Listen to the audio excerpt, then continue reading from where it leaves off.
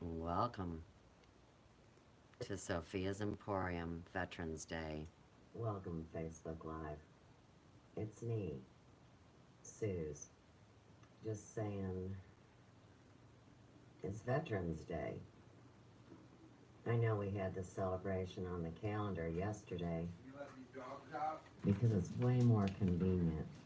Hi, Mike, how are you? It's much more convenient to celebrate what they consider a holiday on a weekend.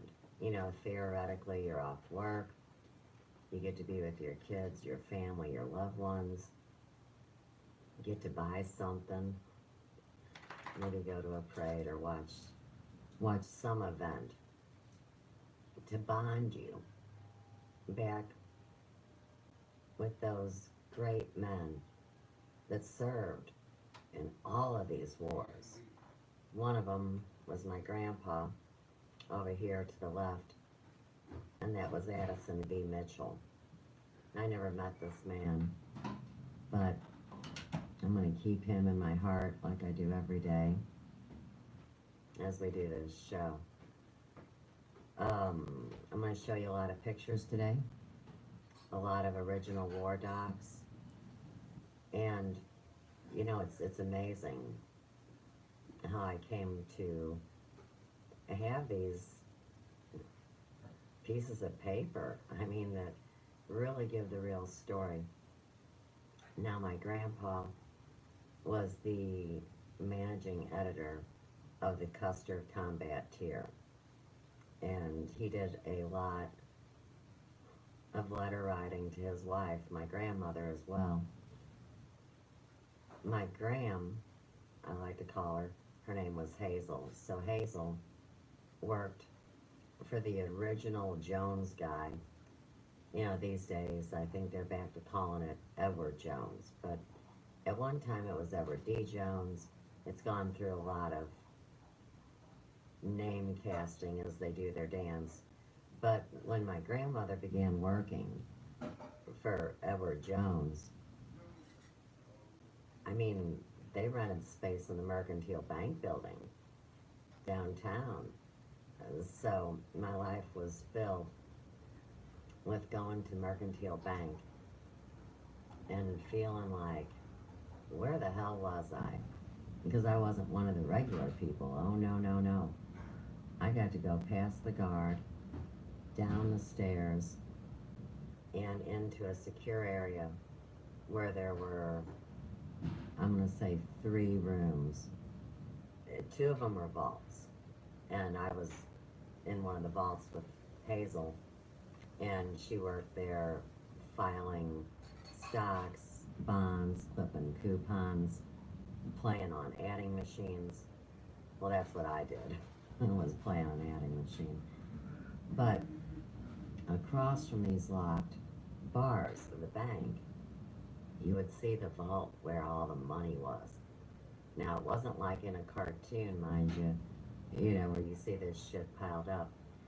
But my Gram, from time to time, would leave the vault that I was locked in with the other nice ladies and go about 6 feet across the hall and into this other locked vault where the money was. And that's where Graham's safe deposit box was. Now, she didn't tell me stories of the safe deposit box when I was a child, but what happened was when that woman retired, well, I guess that was the day she took her safe deposit box contents home. And after everyone had ceased to exist that lived in my parents' house, which is where my grandmother departed this earth from, we reclaimed some things. And one of them was her box of letters from a man she loved. But she never talked about. And we'll get into that as we go forward. So here again, I am pretty sure I can speak for everyone when I say we all really appreciate all of the men and women that have not only given their physical lives, but also their emotional and their psychological and their spiritual or their religious convictions to what we now know as the war machine. And it must have been odd because my grandfather knew. I mean, it's obvious from reading his works that he knew what was going on behind the scenes, and it really offended his spirit. It took time away, the most important time, because his wife was carrying his child, and he was really also technically too old to be drafted. He was inducted in 1941, and we'll get into that as we go too. Whenever I look at my grandpa, I see my brother, I see my mother. Don't get me wrong, of course I see my own family traits, but I really see my mom and my brother's energy. Now, I think my grandfather used his differently. Right. But, you know, he didn't have a lot of time to use his energy. So, he was one of the last back from war. Older men who had children were supposed to be hopped on that boat long before Vernon, but he knew he was cursed. So we better tag that and talk about the Vernon family curse, not only in the Mitchell family, but in the Presley family. Interesting what a name can bring to a legacy or to a story. Hi, Bill. This is my grandpa I never met. This would be my mom's father. His name is Addison Vernon Mitchell, and he was the scribe for the Custer Combattier, which was the newspaper that came back from Italy. He was very close to the whole Po mountain range and Apennines Mountains. I hope I say that right. But the point I was trying to make is that in the days of young children entering the military that play video games, that are drones, that drop bombs, to what may be in the next decade or two, where actually nobody had there, people were murdered and suffered. I mean, isn't it time to occupy peace?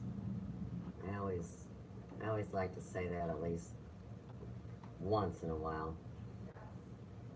All I know is this whole video game nonsense of training people for war and saying, oops, I didn't mean to kill you.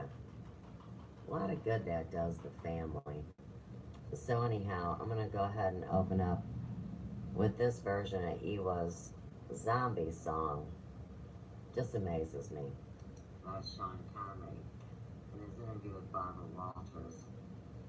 He said, Barbara, you always hit a woman with an open hand, never a fist. Especially when you're doing war. My God.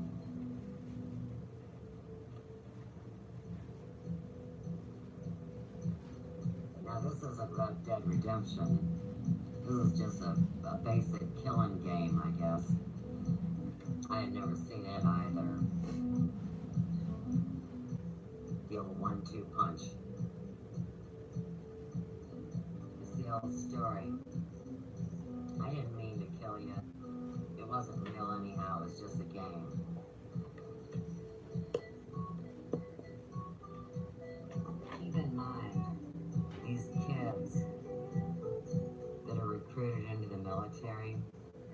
that my son's friend AJ, he was a kick-ass video gamer, and he enlisted into the military.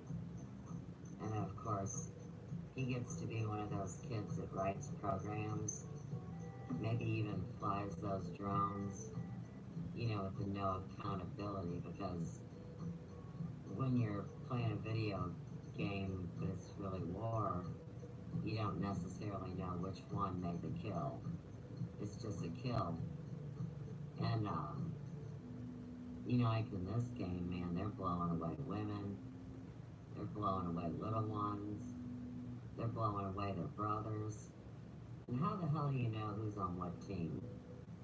I want to know that. My son's played this game, and he's also played that Dead Red deal once or twice, but I know I can't control anybody but myself. So even though this makes me sick to my stomach, I never approved of him playing these kind of games, even with his own father, before he was barely talking. You know, Yes, sir. it just probably really isn't Let me give that information to you. That'd be wonderful. for world peace. Okay. You can see where it would be a deterrent. Is all I'm saying. Shocking to a mother of three. Very reminiscent of like my nightmares from childhood. You know, war stuff.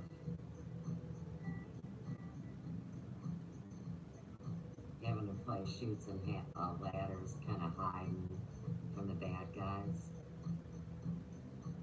And I guess that's what having no identity on any online search before 2014 does for a girl.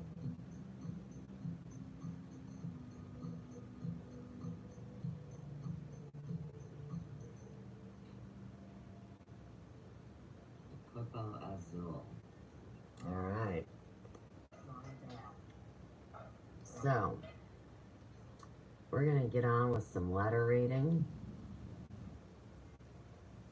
and some picture looking up and some background entertainment.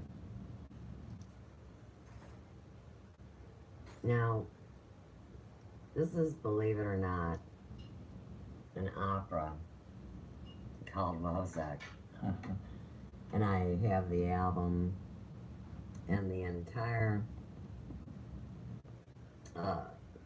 what would you call it? The lines. The lines, not only for the singers themselves, but for the story about what's going on. And I thought German was good because, of course, when we go back to World War I and World War II, we are just bombarded, I mean bombarded, by which language is the most rotten of the people. I mean, that's really not a nice way to talk about somebody, is it? And of course, when I was growing up, Monica, hi, talking about Veterans Day and occupying peace. This is my grandpa over here to the left that I never met. So, in this opera, real quick, this dude, of course, is a barber. He worries greatly about the world when he thinks of eternity. Now, this would be the aristocrat, and he says eternity is eternal. That he knows. But then again, it can't really be eternal, but only a moment. And doesn't this sound so modern from what we hear when we talk about the metaphysics or quantum physics or spirituality? And he looks at big things like the world spinning around, but even a little mill wheel. You know, you always have to remember that was a free energy tool. Makes him melancholic. And of course, no doubt, our barber winds up having a very sad life. He says, you always look so restless. It doesn't benefit a decent man like yourself. Why don't you do something? Well, of course, your service industry was always, let's say, the lower working class. And I always find that funny, that in the prison system these days, they'll take people that are mentally unstable or violent or have been accused of committing some heinous acts, and when they rehabilitate them, they figure the best thing is a hairdresser or a barber. You don't want somebody pissed off with a razor running around. You wind up like Edward Scissorhands or somebody. Makes no sense. Okay, what I thought we'd do is go ahead and vibe into the actual letters that my grandfather wrote during the days that we're in right now. So today is November the 12th. And we're going to look at what was going on on this day in 1944. This is somewhere in Italy, and it's the 85th Infantry Division, Office of Information and Education. Somewhere in Italy, my honey. During the past week, I received 2 more of your September letters. You had written then, just after you moved into Edna's house on Redbud. I do hope you find the place homier than you did when you were still somewhat torn up with the moving, etc. It was both good and bad news to hear that no place you live will ever seem like home without me. Of course, I always knew you felt that way, and I have never felt more that way myself than I do right now. But right now, and for some time to come, it looks like Barbara and Grandma are going to have to continue pinch hitting for me in rounding out the family circle. The terrific rains of recent weeks here have stopped, but it has turned quite a bit colder. However, that's a big improvement. We are able to work and sleep in some comfort if only we can keep dry. Just now we are bivouacked quite close to one of those quaint towns so numerous in this part of Italy. It is a very interesting mixture of the modern and the ancient.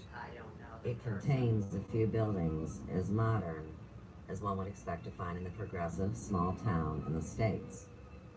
Yet it has bits of its medieval wall and built-in clock tower, watchtowers, built-in defense apertures, etc.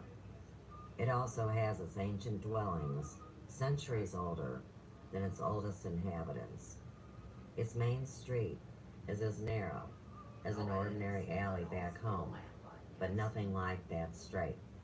In fact, except for about 1 block stretch in the very center of town, it's crooked as a pretzel. It is one of those few towns which was just off the beaten path of the war, as the Germans withdrew through this particular sector, and consequently, the customary demolition are conspicuous by their absence. Maybe that's another reason the town impressed me differently than many we've been through, which not long ago must have looked very much as this one does now. It was tucked away in the mountains in such a way that it even escaped the heavy artillery.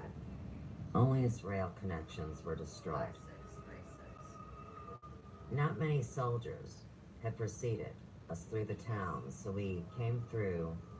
Yes, yes. We must have been almost as much of a curiosity to the natives as they once would have been to us. Soldiers get a much different type of reception in a town that hasn't already been overrun by soldiers. But one thing they have in common with practically all Italian natives I've met, they have their hand out constantly for cigarettes, caramels, chocolate, pana, pronounced pa-ya, means bread, and marjare literally means to eat. Actually means give me anything edible. Real life testimony. Even in a small town where the people are comparatively well off, they have been as little touched by the war as any people in Italy, where they all keep a few chickens running around underfoot in the house, along with the bambinos, an occasional anemic pig or two, and with the pigeons roosting on the chandeliers. The food problem is really acute. Very good. Our chow line is set up just on the edge of the town. I never thought I'd feel guilty accepting anything I could get legitimately from the army. But when these people, especially the little kids and the very old people, stand about with that dumb, hungry look in their eyes, I get a feeling that I'm taking something that they should be getting. But we do share everything with them that we can, and their appreciation is boundless in that emotional, voluble manner of which only an Italian is capable. And how these Italians love a band. Though most of them are better musicians than our GI drum beaters and horn blowers. Thank you, Ed. Yesterday, our own outfit's band held a slightly ridiculous Armistice Day workout. Well, I'm live. It wouldn't have drawn any attention I'm from live any of the streaming on my GIs phone right now, who so didn't I have to cannot do it participate right now. if it hadn't been for the small army of ragged Italians from 6 months to 60 years I have a YouTube who live appeared stream. from nowhere and everywhere and all at once to take in the show. Every Italian within hearing, and I mean everyone, from 6 months to 60 years turned out for it, I'll check my and without channels any because I'm conscious live effort. streaming. In fact, they weren't even conscious of how it all appeared to us. They put on a much better show than the band. They marched up and down the main street before, behind, on both sides of, and practically on top of the band. When I was a kid, they are to bend music. Oh, wait, they are to I'm band not paying nothing. music Nope. that No Negroes fee. are to boogie woogie. You get what I mean? It's just in them that they have to let it out. Something like a drunken GI in their open air sidewalk But I'm not latrines, paying a dime. if you get what I'm driving I'm at. not paying a dime. I'd rather do it That's that all way. for now, honey. My life has been hell. I'm running out of time, Since light, I'm on and here, paper. I have And it been says ripped all off my love and hacked and to taken all, advantage of. all three of you. Always yours, Red. So, here's the front of this correspondence. I can't And then on the afford to pay back, it. No. what they did is doubled I up can't afford to pay with you guys news. nothing. And All so, I've done is give every bit of my this is the collection war in all over review. the world. Now For I'm every starting to week get irritated in a that minute. he writes a letter, we also See, have I've been that. ripped off by the internet. And Now, Google, Facebook, and all let's of them. see None of them have upheld what we got their here. obligations. If this is We're gonna look at a couple postcards before I go I into have no reading money to give you guys. the next one. This is on December the 3rd, 1943. And it says, have just a minute before we fare out for an all-night operation. This is the kind of typewriter I'm using next week.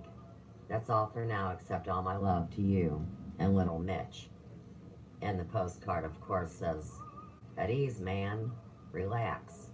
No, I already know that. Hey, look. You missed Here they're the talking about the Freemasons point. I don't in have any Wozak. money Isn't that to pay you interesting? guys. I live in Ferguson. Just eat the nice green grass when you're starving. And I have lost my These business. days, you gotta worry about all the chemical sprays that it's full of. I guess it's not as easy to live now And you should tell me as how much back in the that is days by of the this way. opera. How But much you guys anyhow, trying to weasel out when of we me talk today? about little Mitch, now, consider How much is this, it? How much is it? because I've talked about my Fuck that. Take me off your family's damn list. involvement in what's known as the programs, the mind control programs. So, my mom always believed that her father was upset because she wasn't a boy. And Graham never said otherwise. And, you know, these women were so hurt that they never even spoke about him. I grew up my entire life without one story to connect to this dear man. My grandfather. This guy right here. I've read the actual war letters that he sends home, where he sends the list of names for the girls first, not the boys' names. Left hand the girls, right hand the boys, getting 2 columns. And it's funny that she didn't choose any of the names on either column. And she chose the name Barbara. Now, for those of you that don't know, Barbara means barbarian. Sounds like somebody's at my door. Maybe a package.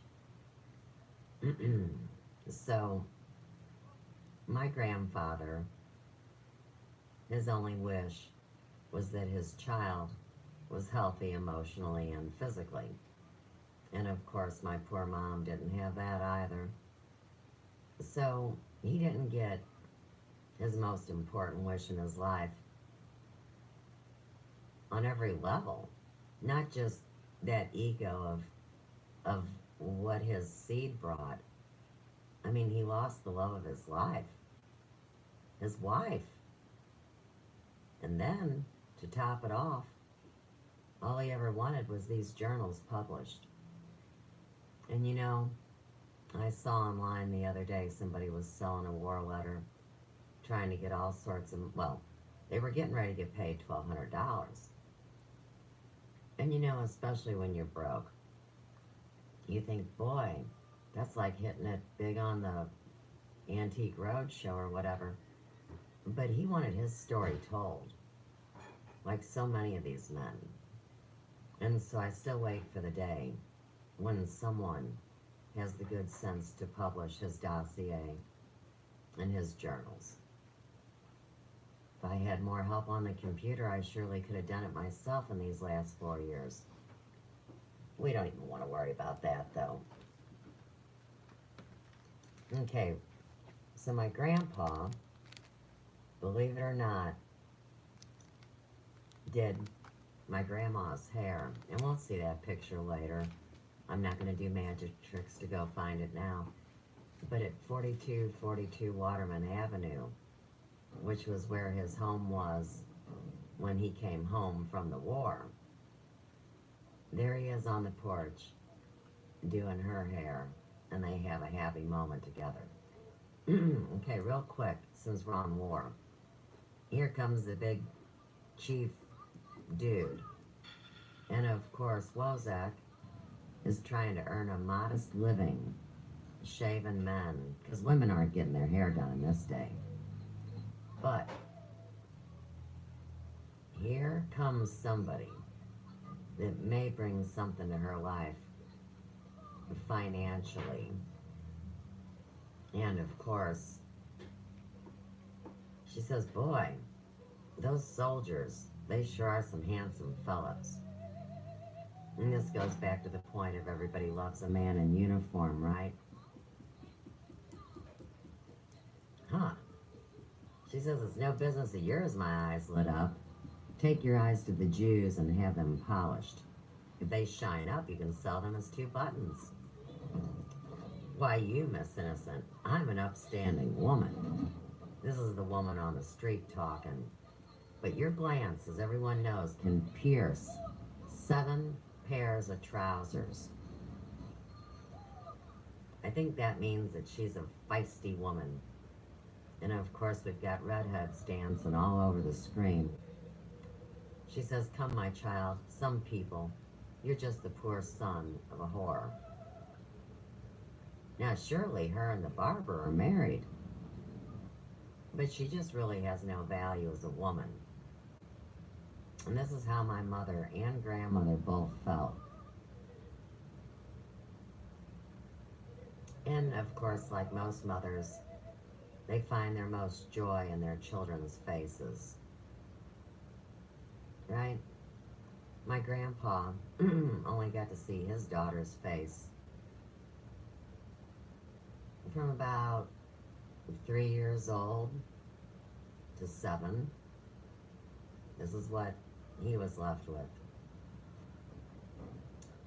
Okay, so we've got a cat at the door, a cartoon to the left, and an opera straight ahead.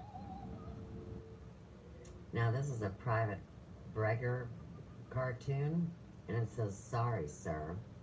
He didn't have time to shave for this inspection, and that's why he's got his gas mask on. It was funny. Well, not really.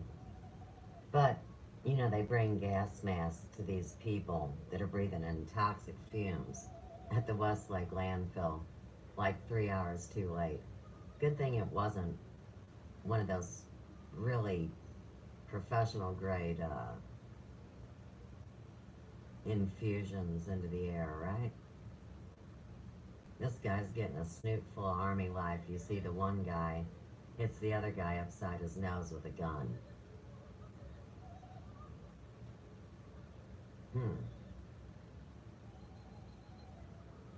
She's getting excited because somebody's gonna get to eat and drink some water. She has a plan how she's gonna earn a couple bucks. Which goes back to the old story. If there's no money and you're living in war times,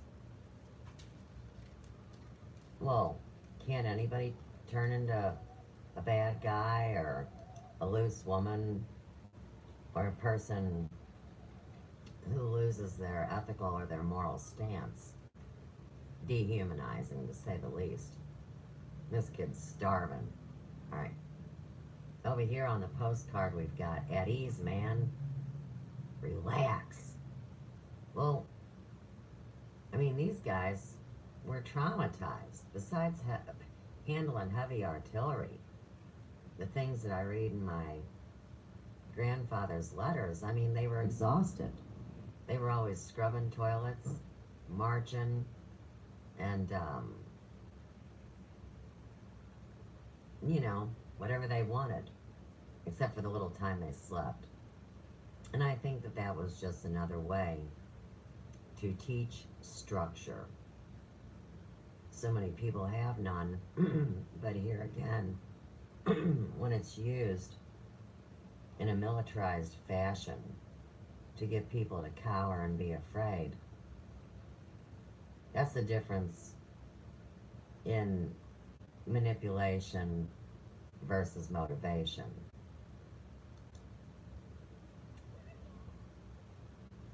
Ah, your man's home. Yeah, Franz is the barber. And he says, I gotta go back to the barracks. I'd love to come in. But, no can do. Okay. This cartoon says, I'm always glad when we eat fish. Then I'm sure it's not horse meat. Okay, so even back then, this was a reality. And then, after the war, we see the beginning of the fast food industry. And we ride it out a generation, 40 years, until the first conspiracy theorist talk about a little horse meat mixed into the hamburger at a fast food joint. I've heard horse, kangaroo,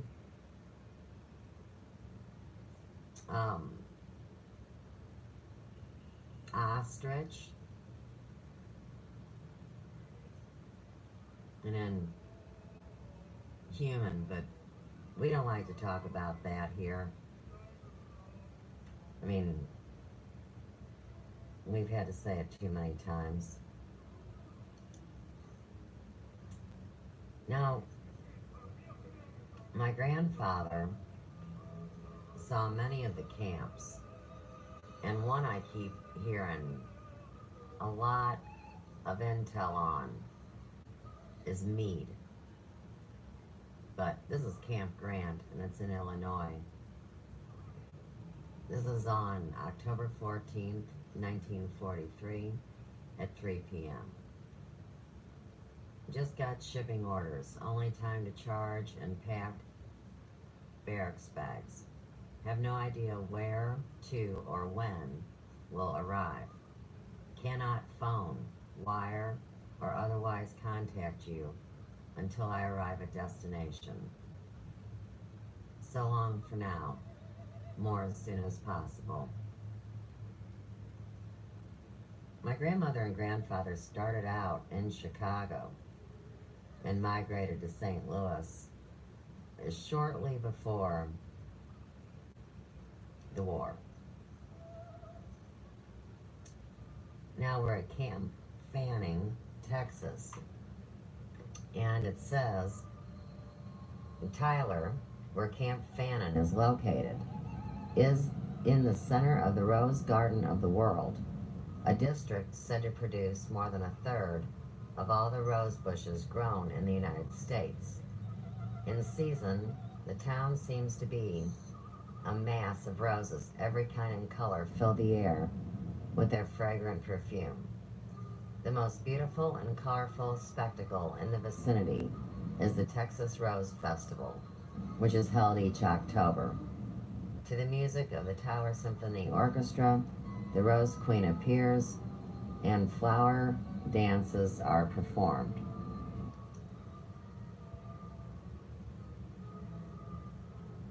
Page 2 talks about St. Louis.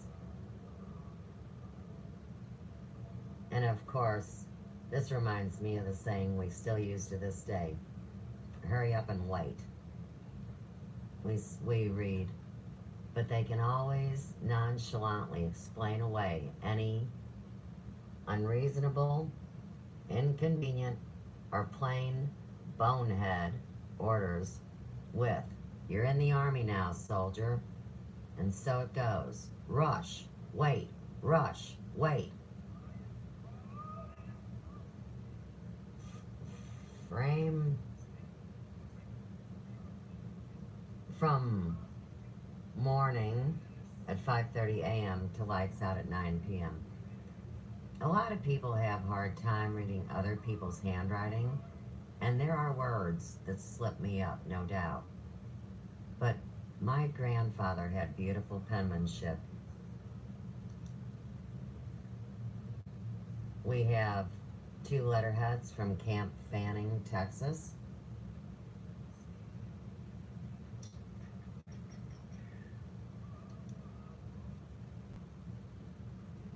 Page 3 of the letter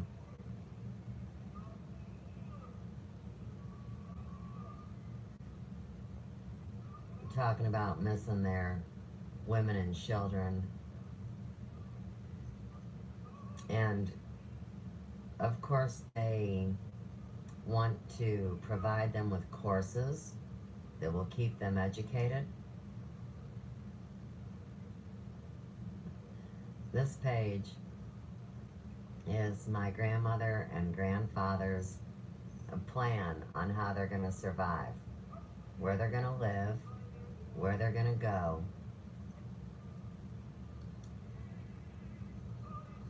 This is continued. For a moment, she thinks she'll get to go live in Tyler, Texas with him. Doesn't work out that way. And of course, like any good love story, she gets knocked up when he's home on a leave. Or she gets to go see him. A lot of times you get pregnant when there's a lot of high and low emotion, a lot of passion. Now plan one is to stay put alone. Right. Oh, bless their hearts. Talking about basic training.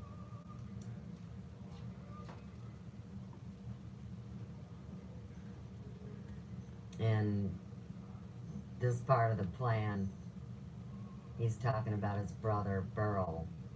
So, my grandfather had one brother. The Kaiser family is involved in this, and I have no idea who they are, never heard of them. And back then, the rent for a big apartment would have been $65 to $70 a month. And that'd be with 4 people in the apartment. Then her portion would only be $17.50 a month. He's got it, he's got it all figured out for his little sweetie pie.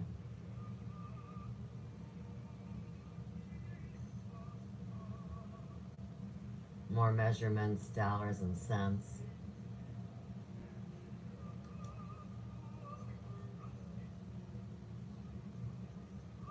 Wow. $250. Cashless, 5 per month depreciation for the period you had lived together. Now, if you're not counting pennies by then, I don't know what is. Wow. And of course, they're allowed money to send home to their women during these days. Okay.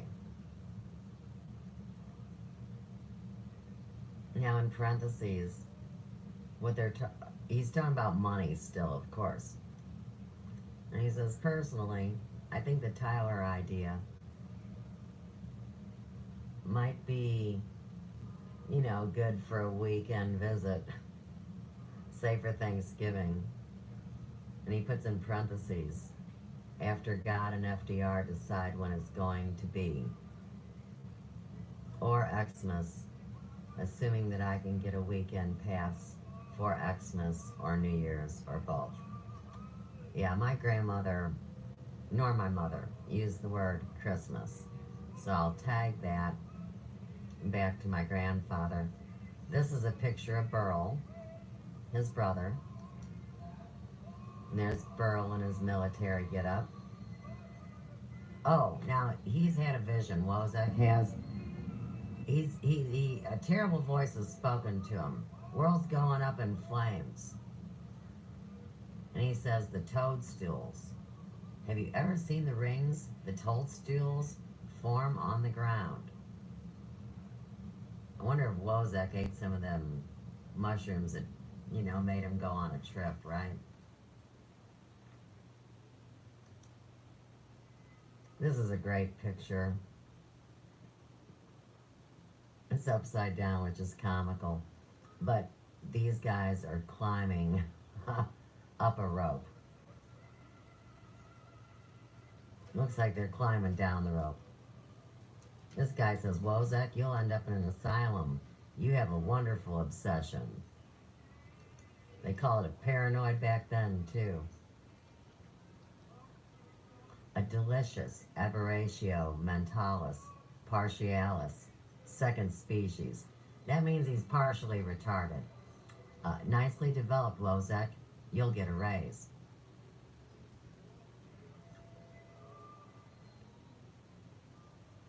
I mean, what a great movie. Are you doing everything as usual? You've been shaving your captain. catching newts as you should, eating your beans just as I should. My wife gets the extra, that's why I do it.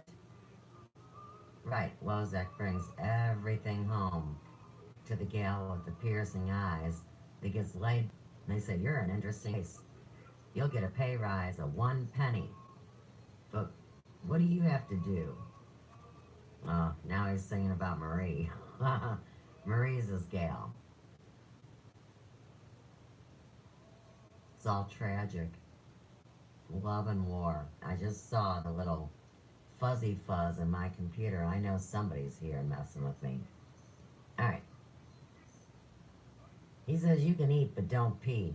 Shave your captain and continue nurturing your obsessions. Oh my hypothesis. Oh my fame. I shall be immortal. He must be the wicked scientist in this.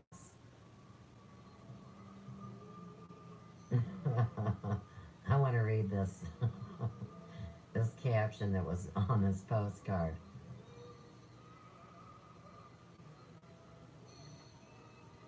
Alright.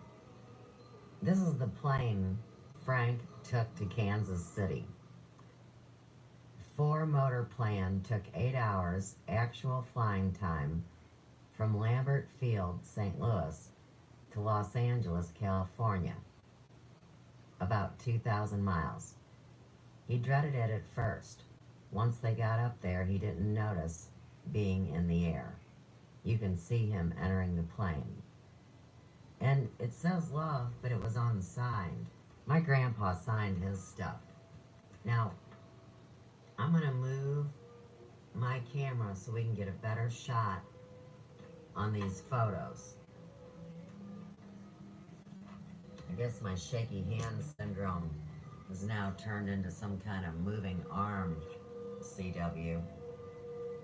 That's funny, telling people I can't hold my hand straight.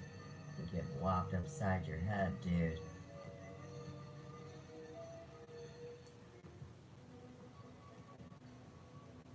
We're almost there.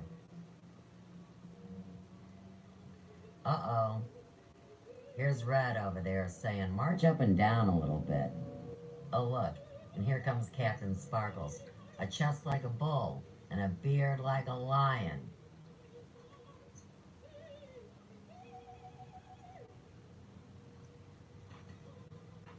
There's no one like you. I'm the proudest woman alive.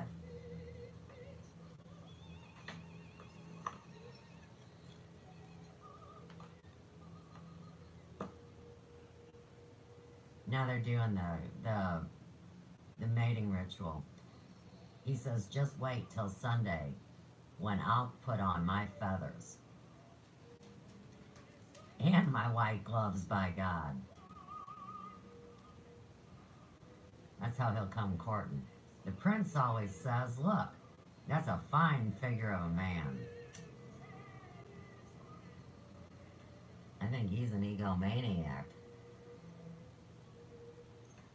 She gives him the old jab in the rib, little flirt, and she says, oh, really?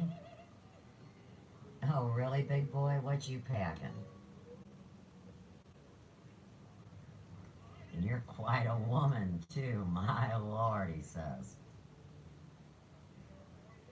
We should make a family of drum majors, hey?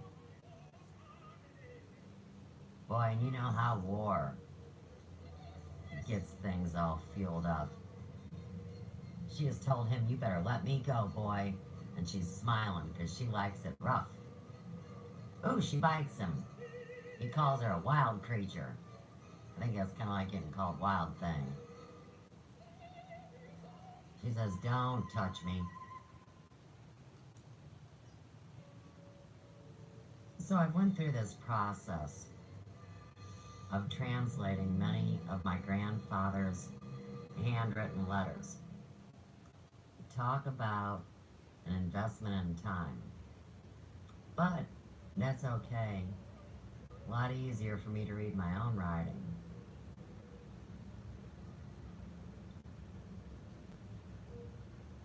They're in Italy in this one. And today, oh wow, wait a second. Hey, look, I just learned something new about my grandfather. And what our gal is saying, all right, I'll have sex with you, it don't matter. Okay, she just wants the earrings or something. Let's see. My grandfather's birthday is June the 8th, and he turned 40 in 45. And doing some simple math, that leads me to believe that my grandfather was born in 1905. Tag it. You know, it's always great to look through this stuff. I mean, it's so overwhelming. There's so much of it. We'll see what I pull up today.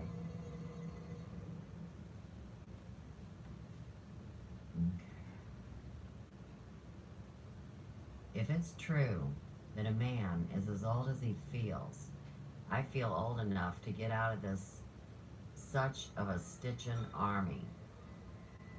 See, you weren't supposed to see USS. Welcome, Mr. Geo.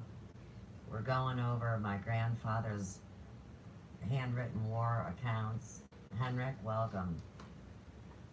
And we're discussing Occupy Peace and War No More. Got a little opera in the background you might enjoy too, called Wozzeck. German opera. Okay. Now that the edition of Stars and Stripes, the GI newspaper, which is printed here in Italy, is allowed to print less sugar-coated news from the States, tag it. I read more and more about big game characters and professional athletes being released or deferred for physical reasons, and it certainly doesn't help my morale a bit. Better picture on that opera. So, my grandpa is referring to special treatment for some, targeted treatment to others. And my grandfather was targeted because he was too old to be actually combative in the war, but they were going to take him anyhow. These men were inducted. We had another one of those thorough physical examinations at which the examining physician makes certain beyond any shadow of a doubt as to whether one is male or female and nothing more, so help me. We're going to tag that too. If my grandpa, well, and all of our lineage travel with us, no doubt, but I'll tell you what, my grandpa would have to laugh at that 31 flavors thing then, because, I mean, in all of these physicals, it only turned up one of the others, so he brings that up, and we go on. I don't think there's anything wrong with me that a trip home wouldn't fix, but that exam, like my overseas physicals at FanRest, and that's no exaggeration. Yet on the basis of it, thousands of guys from the theater will be shipped directly to the Pacific. As the hillbilly said, when I asked him what was that book he was reading, what it was about, he says, it beats the shit out of me, bud. Okay, and his trip to Venice is postponed.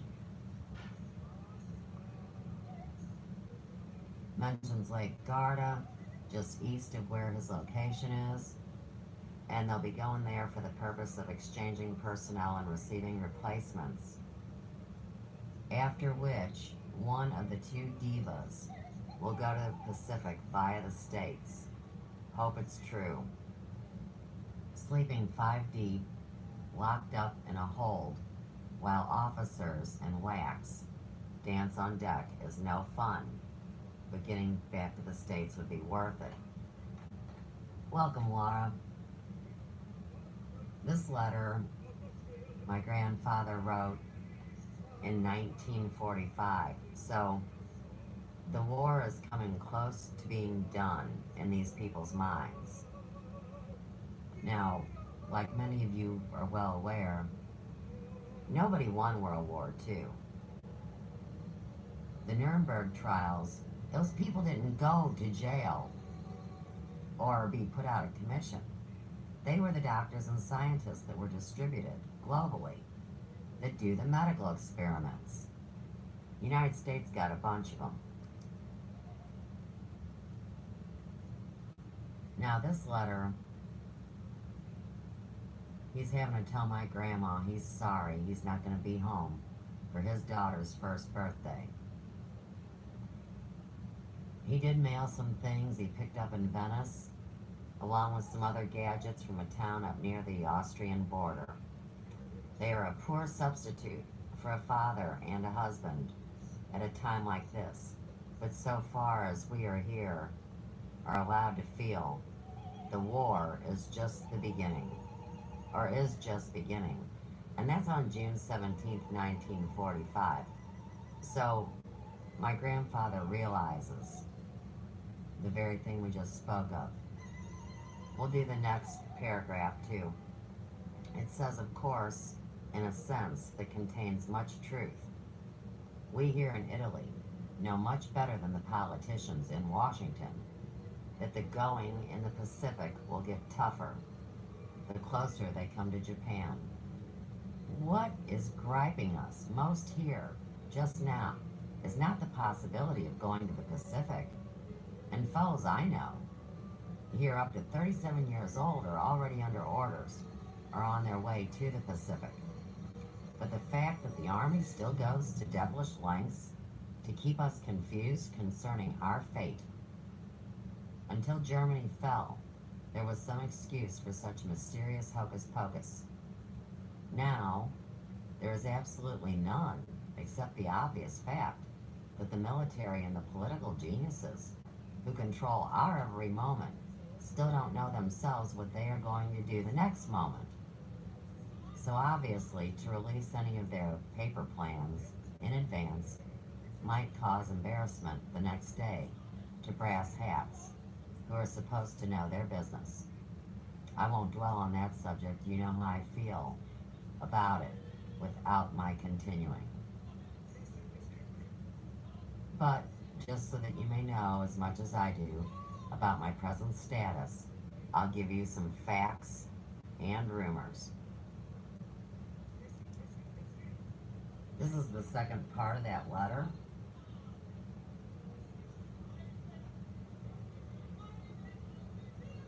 The 85th is rapidly accumulating personnel with more than the critical 85 points by transferring low point men to other outfits in exchange for high point replacements. By that process, we have had about a 50% turnover in the past 10 days. And these are facts. 1. Many men in position to judge, that is in certain inside jobs at division headquarters, are pulling strings and brown-nosing in general to get transfers to higher echelons, such as Corps and Army HQ in organization in Italy or Austria, and thus escape Pacific. Personally, I'm making no such effort for several reasons. I'll never make a capable brown nose, even when a sure thing is involved. And second, I don't care to stoop so low on an uncertain thing. If I'm eventually shanghaied to the Pacific, I'd rather blame the Army for it than have to kick myself for having asked for it. One more fact. Many ex-soda-jerking officers in the 85th Division headquarters, which means about 90% of the total brass here, are trying to get left in Italy, which leads me to believe that the 85th in name, at least, is returning to the States shortly. Oh, hey, one more thing real quick. Over here in the opera, they've got a serious STD problem going on. Everybody's getting the bugs. They're singing about that right now. And he says if you could just leave your lower half of your body out of things, everything would be fine. easy to say when every day you face death. And one more thing. I think we better tag something at this point. We want to tag the reality that this is why people are terrified to love.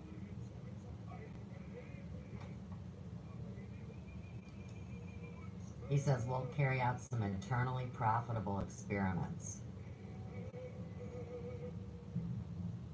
Can you see him up here? Stop, doctor. I won't let you go.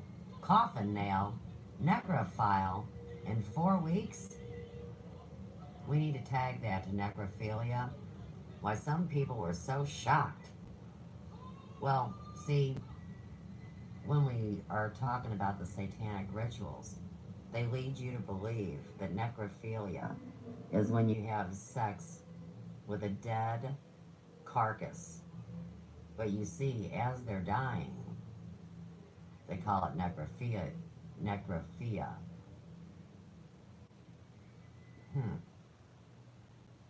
He's kind of hobbling up the stairs one-legged. That middle leg of his got him in trouble. Still, they'll say, he was a good man. You know, I think the other guy, I think he's the mortician.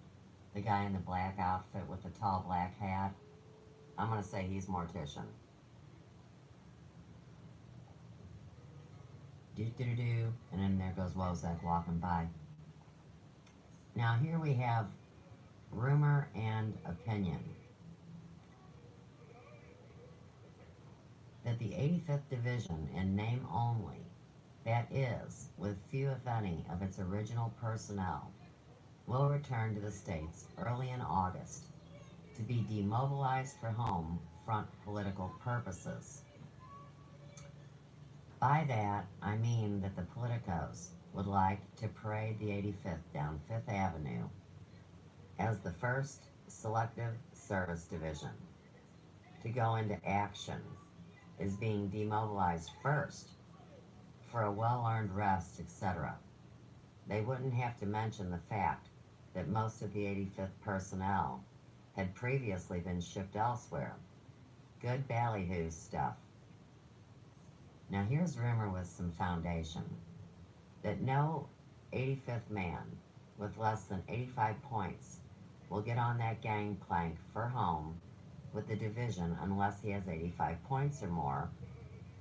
And my grandfather's number is listed 366-93200. This is his personal opinion. That not many men who have been with combat outfits in Italy for more than a year, which also includes himself, will go direct to the Pacific without furlough in the States. The morale problem would be terrific, and they'd have to build more stockades, both here and on the boat. Of course they would do that. There are more GI stockades in Italy than you'd imagine. Also, on the boat coming over, they had a well-populated brig before the boat pulled out of Newport News. That was way more interesting.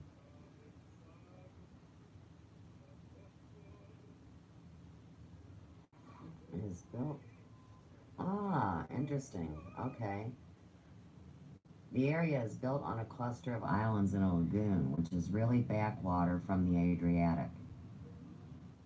From its bell tower on San Marcos Square, one gets a really interesting bird's eye view of the strangest mixture of land and water my grandpa had ever seen.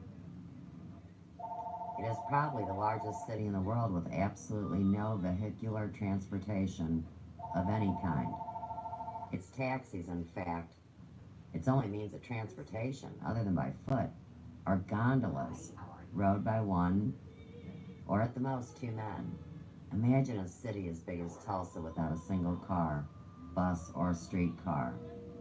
He's talking about Venice, not North Africa. He moves on to Venice. Okay. Goes on to talk about the streets, and if you can walk across 4 abreast, which means 4 people shoulder to shoulder, It's a boulevard. 5 is impossible, even without opposition, and you always have that except during the traditional Italian siesta hour, which is from 1 to 4, when the entire town goes to bed, rain or shine, peace or war. Never thought of it before, but that may be the answer to the multi-bambini question. That means, how do y'all make your babies? Okay, Wozak wants to hang himself. He's just found out his bitch has been unfaithful to him. He is trippendicular. Hey, let's get the cat. Just a moment. Let me focus in on the opera. There we go. He's running away. He's got to go home and yell at his wife.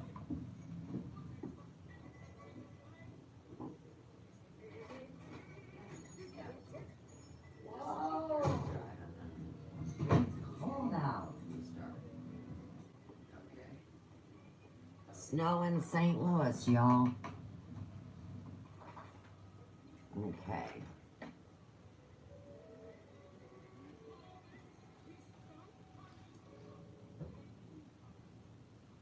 What do you mean a good man has no courage? Well, I disagree.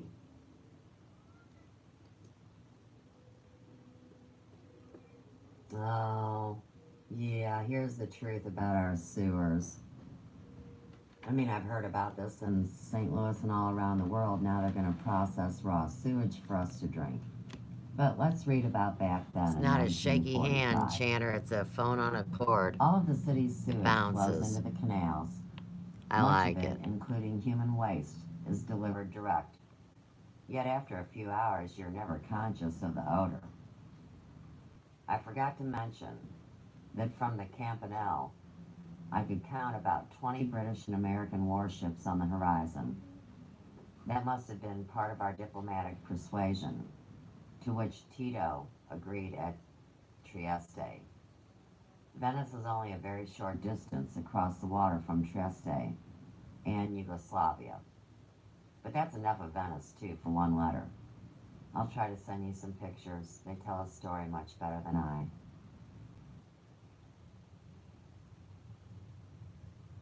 He's so sad that he's missing his daughter's first year. Okay, now, they're going to have the big slam down at the OK Corral. He says, I see nothing at all. One should take it in one's fist. He wants to whoop that ass. She says, what's the matter, Franz, baby? He says, are you still there, Marie? A sin? That thick and wide? Talking about the third leg syndrome.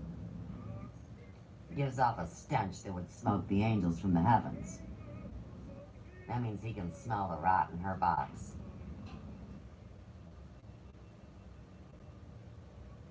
Yet you have a red mouth and no blister on it. We're talking about the herpes.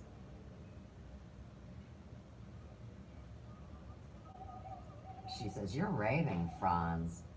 You're scaring me. He says, you're beautiful as sin itself.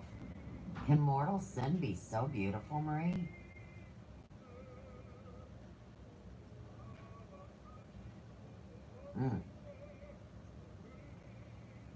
What do we got over here?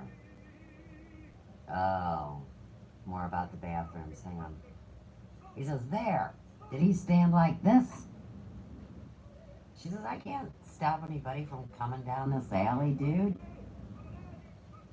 Damnation, did he stand right here? She says, so long as the day is long and the world is old.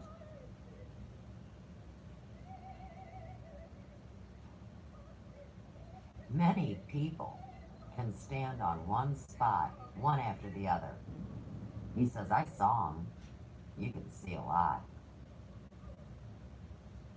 She says, if you got two eyes and you're not blind, and when the sun is shining, he says, you with him? And she tells him, don't you touch me. Get your stinking hands off me. She says, I'd rather have a knife in me than a hand on me. Even my father didn't dare when I was only 10 years old. I agree, Marie. I've never been hit by a man. Bullshit. And I don't want a knife either, but he's thinking about getting his razor. Remember, he's the barber. Okay. So, man is like an abyss. It makes you feel dizzy when you look down. Alright. Now, it says, honey, remember some months ago I wrote you about the S-Hit Parade? And I'm going to say that was Soft Hit Parade. Well, I'm enclosing a snapshot of the honey dumpers of D Beauty, as our boys dubbed them. They are not carrying vino in those barrels. They are carrying the winter's accumulation of human excrement, which they carry over their heads for miles, up steep hillsides, into olive groves, where each tree gets an individual treatment of fertilizer. These hills are so steep that each tree, individually terraced, and for their work, these girls get about 2 lire, which is 2 cents at present exchange, while American cigarettes bring up to $1.50 a package, not a carton. And this is on the black market. This town of Beauty, where we stayed for about 10 days, is in the Sergio Valley, where the 92nd Division was pushed back quite a distance, and where the 85th came in quite a hurry to keep the colored boys in the 92nd from running entirely out of the war. Incidentally, this was one of the hungriest towns we hit. It had taken quite a shellacking from both German and American artillery. Many of the people had been hiding out in caves in the hills for months on little more than pickled olives, black bread, and vino. This is the town where I had my mess kit snatched, clean as a whistle, from a crowd of hungry Italians, without ever seeing the hand that did it. Still, the most interesting thing about the town was the honey dumpers hit parade. They sang at their work all day, work that the toughest GI could not have taken, and wound up with about 25 cents a day's work money. But on the black market, and there was no other market, you could buy just a loaf of dirty black bread or 5 American cigarettes. Hey, now their immortal soul reeks of brandy over at the Opera House. Believe it or not, this picture right here is across the river from St. Louis, close to Cahokia Mounds.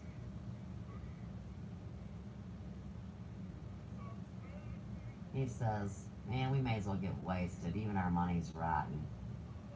And he says, but what about friendship, brother? The world's so beautiful.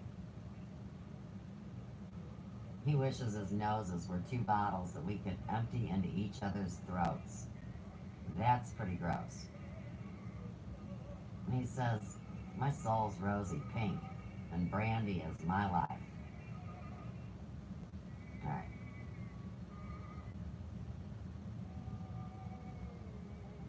That picture, let's go back. Fairgrounds Park. Okay. Another sad letter about not getting to come home. A little more about money back then. It says, I forgot to mention one more interesting angle of my trip to Rome. I have seen the black market operations all over Italy ever since I've been here, but this black market in Rome is really big business. The only merchandise they have to sell is American. And where do they get it? A mere trickle from GIs trying to make a dime? Wholesale quantities from the U.S. Army men in position to deliver wholesale quantities at fabulous prices. American cigarettes at $2.50 a package. Matches at 15 cents per penny box. Cheap American fountain pens at $25 each. American soap at $1 a bar. And even American currency at a ratio of 5 to 1. Wozek wants to know why God won't extinguish the sun. He's bumming. The world is wallowing in fornication, men, women, humans, and animals.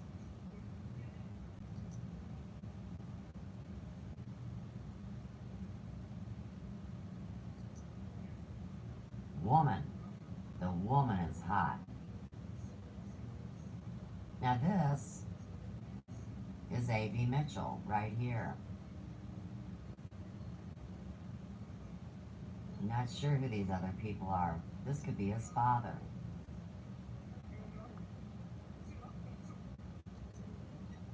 Uh-oh. So his gal and that red-headed wild man are dancing right there in the bar. Okay.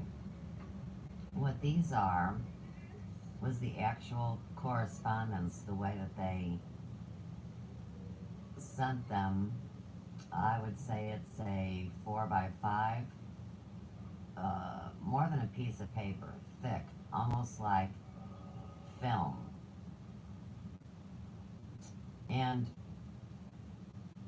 this is dated July 8th, 1944. Congratulations, me. I just received the cable informing me I'm the papa of a little girl. And he doesn't know her first name, and he wants her middle name to be his wife's name, which is Hazel. So it'd be somebody Hazel Mitchell. Inasmuch as I am a naturally modest person who does not care to take 100% of the credit for any of my creations, and in acknowledgement of any contributory effort which may have been furnished by the party on the second part, I have generously left 1/3 of the namespace blank above, and invite you to fill in the missing link. Modest Mitchell, they called me in those days. You'll naturally be interested in knowing that I survived the ordeal in fine shape, and medical science may add another name to their list of miraculously surviving fathers, so that the scientific value of my experience may not be lost to posterity. I am setting forth my case history in detail. June 25th. Labor pains begin. Patient irritable. Sedative administered. June 26th. Labor pains intensify. Patient mean, almost nasty. Chain smoking cigarettes. June 27th. Cigarettes fail to satisfy. Patient takes to cigars. June 28th. Cigar treatment inadequate. Patient takes to vino, and that would be Dago Red. June 29th. Patient has hangover. Drowns it in cognac. June 30th. Hangover now terrific. Experimenting with kerosene. July 2nd to the 8th. Coma continues 1 week. Patient receives cable. Recovers consciousness. CO recommends swim in salt water followed by Red Cross donut and muddy GI coffee.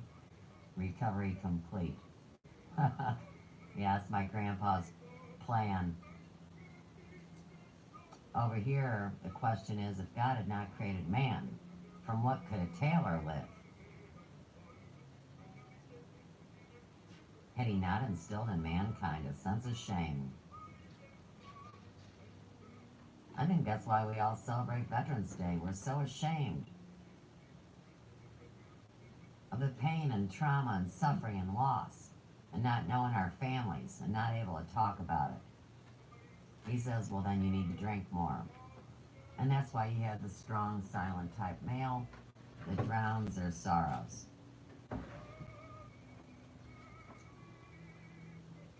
And then we get the nut job version where they say, oh, no, everything's sweetness and light. And surely this opera isn't what the shills call New Age. It's just always been. Yet all that is earthly is vain, and my soul reeks of brandy.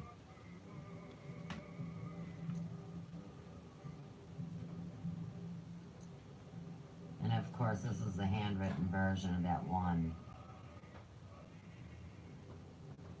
Yes, hunting is a fun sport, hey ho. Our daughter, dear daughter. Here's a quote by John Lennon. Love is a promise. Love is a souvenir. Once given, never forgotten. Never let it disappear.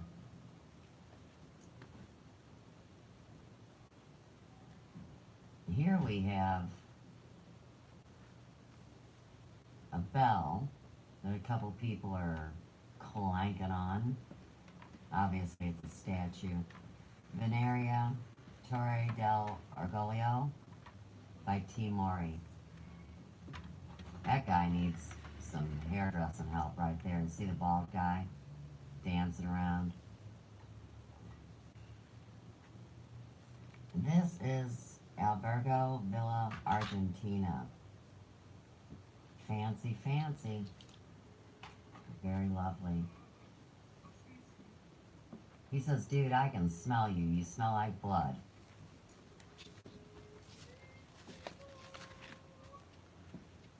Now, this is another picture of that beautiful place that held the military men.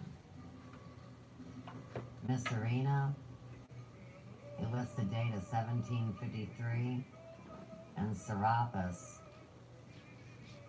M. period 3201, might be a location.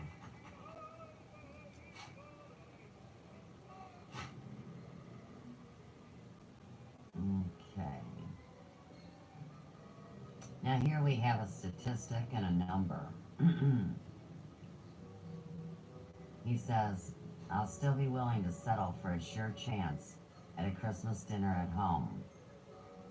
I'm enclosing a clipping from today's Stars and Stripes, which shows that a total of 28,604 men were shipped out of this theater to the U.S. in June. That's a wee bit more than 5% of the estimated 500,000 men who once were here. You don't have to be too sharp with figures to see that at that rate, it would take something like 20 months to get all the men out. Of course, I don't infer that it will take that long. In fact, SNS printed an article earlier to the effect that not more than 2,500 GIs would still be in this theater by the end of the year, and that's hardly more than enough to handle the paperwork between the U.S. and Italian military governments.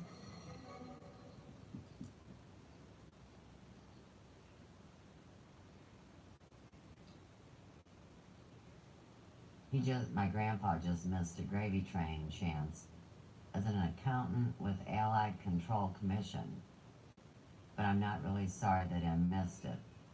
Anything connected with occupation or control, as that almost certainly means no less than another year in Europe.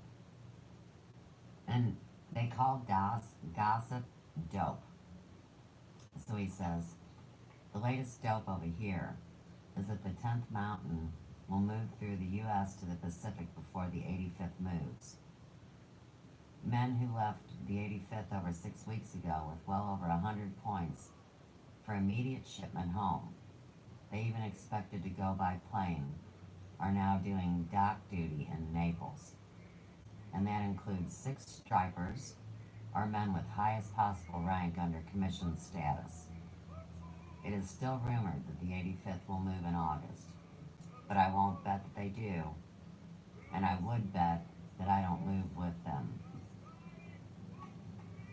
Do you hear anything? What's all this jumping around about? Let's dance, he says. And in between, Wozek sees flashes like the blade of a knife, having the nightmares.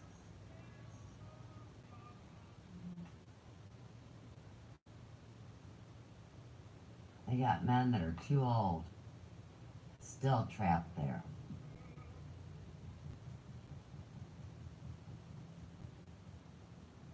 People are upset about the pay.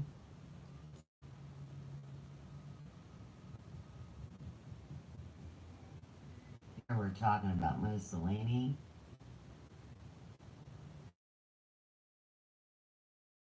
Mussolini. How about that? Throw Mussolini. New and American Army Rest Center. If I remember correctly, I wrote you from here about this same time last summer. It is really a super bit of real estate. It's the main office, or was, for Mussolini's training of young hopefuls for the Italian Army and Navy. It is in the heart of this new city of Rome and the historic Tiber River. All I had to eat today was a watermelon that I bought from a Parisian farmer at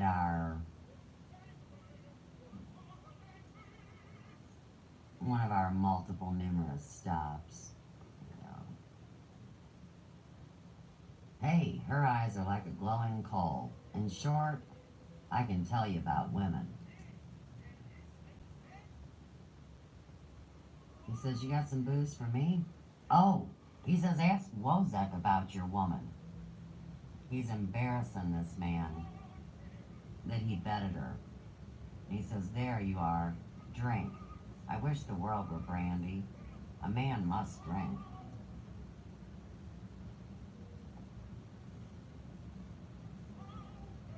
He says, drink, man, drink. He says, whistle while you work, bitch. Shall I rip your tongue from your throat and twist it around your neck? He says, whatever you do, don't give me the herpes. Oh, punch to the gut. Wrestling move. Shall I squeeze you until you gasp like an old woman?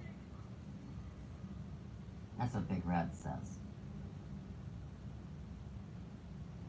Shall I? Okay. This is my grandparents' address, as you can see. That building no longer stands. It says, now let him whistle till he's blue in the face.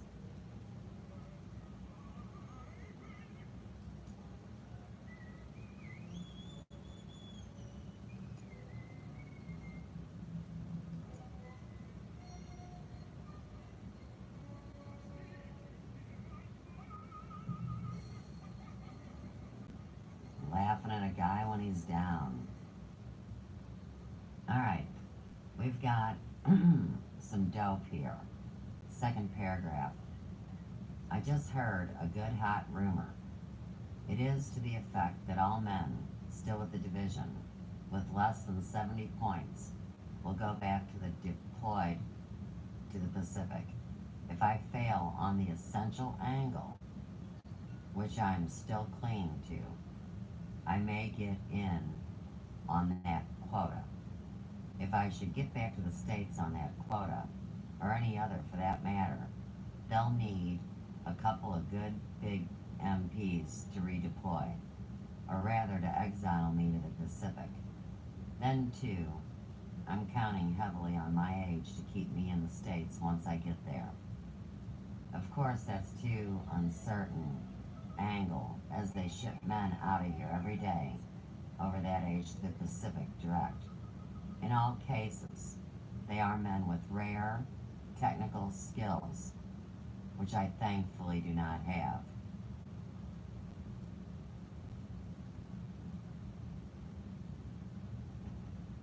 Last night, I took in a must movie entitled Troop Ship. Like most GI training films, we have been compelled to sit through. It didn't tell any of us anything we didn't already know. If they had shown it to us before we left Hampton Roads, there would have been some sense to it. There would also have been more AWOLs before we struggled up the gangplank. It showed guys sleeping 5 deep in freight holds, others waiting their turn to sleep that way, etc. But now, and they know it, after what most of us have been through over here, sleeping 5 deep in a hold, or sprawled on deck, rain or shine, is a small price to pay to get back to the land of the free and the paradise of the politicians.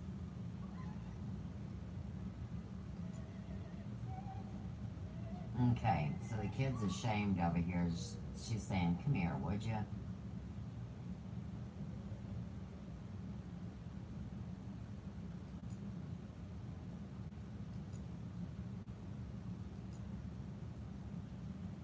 This is some newspaper clippings that pretty much show trauma and mind control in a child, right? And it says, who's that man?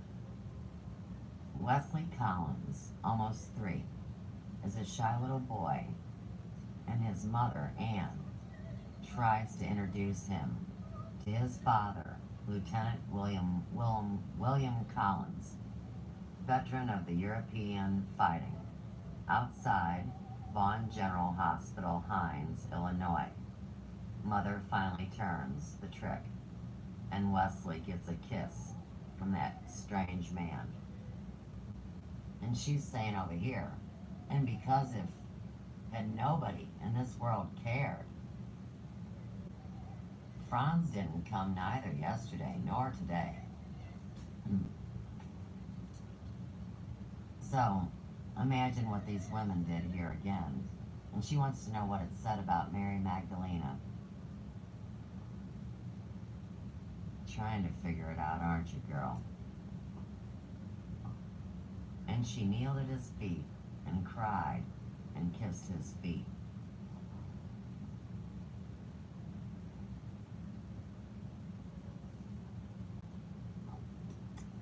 This is my grandfather, my grandmother, and my mom. She's reading and washed them with tears and anointed them with ointment. Talking about Jesus' feet, right? But this is one of the few family pictures that I have to show you where they look happy. Now, this is unsettling. This is a graphic presentation of the rise and decline of the Rome-Berlin axis, and it's a population grid. So, I'm going to read the 3 columns. Combined population of Greater Germany and Italy prior to September 1st, 1939. That would be 128,552,066. Then we have the combined population of Germany, Italy, and 21 dominated states at time of the invasion of Sicily in 1943. And we have 337,389,494. Then we have the combined population of Germany and 7 somewhat dominated states at the present time. And there we have 90,719,394.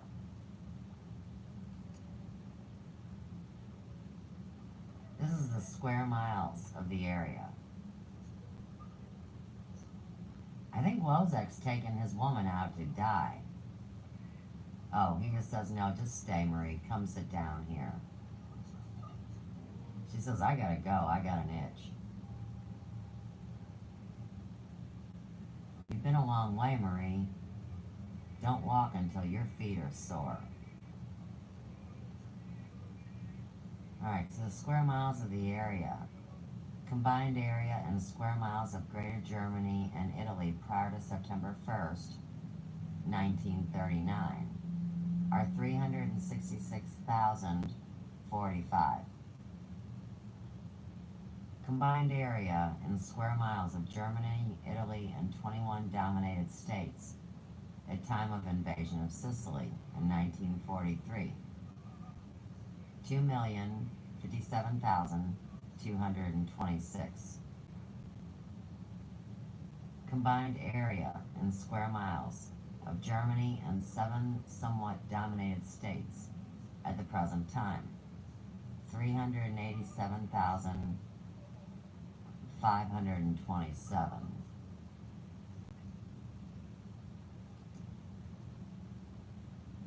Close up on the population of Germany and Italy prior to September 1st, 1939. 128,552,066.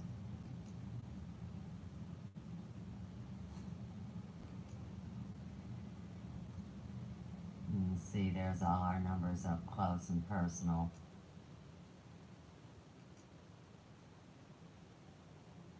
And these figures quoted above are adapted from Austria and parts of the former Czechoslovakia, many of the publishers themselves. Figures for Axis expansion up to this time do not take into account either populations. Time is no authoritative statistics in that are possible to include them. They would probably as of a particular date.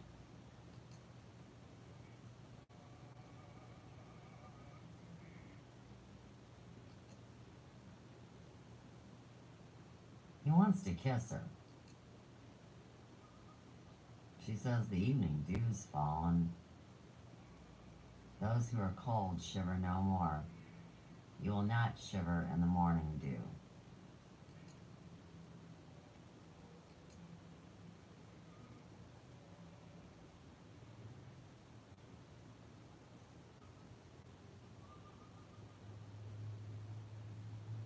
We are going to read this anniversary from this page.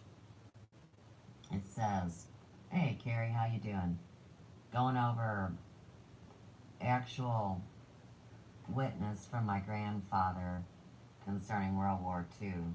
You know, it's Veterans Day. We're honoring the stories of people that were terrified to speak them out loud.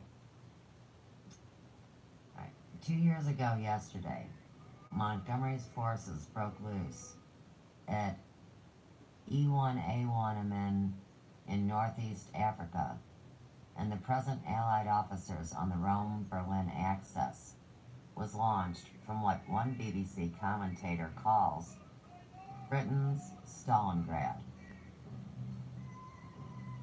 It seems an appropriate time to review the progress which has been since recorded against the sawdust Caesars.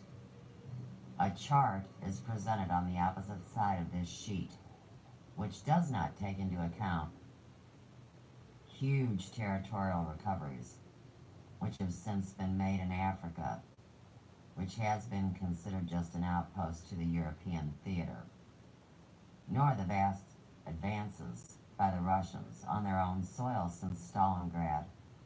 But without those huge territorial redemptions, it is clear that what remains of the Axis in Europe today contains fewer people and about equivalent area as they possessed when they fell upon us helpless. Poland in 1939 to formally launch the present war, dash, dash, dash. And there still remains much territory and millions of people in Europe to either be conquered or liberated. Well, right, now we better tag all that extra land that we've been realizing is a real thing in the modern day. And you see during the war why they moved those things around and did those conquests, killed off a bunch of people. Works great for business.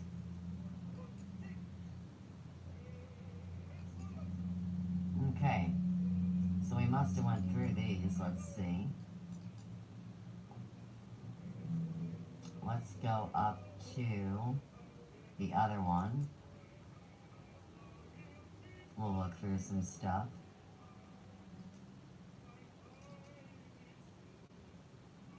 A nice postcard of the White House in Washington, D.C.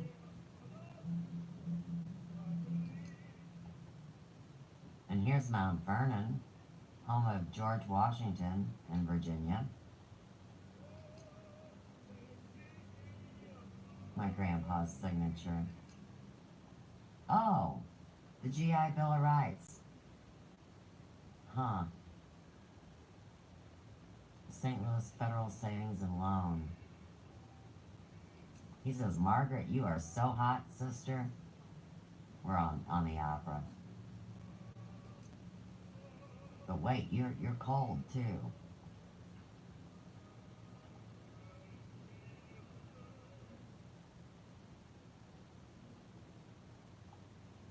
Now, of course, you got points if you were married in the military.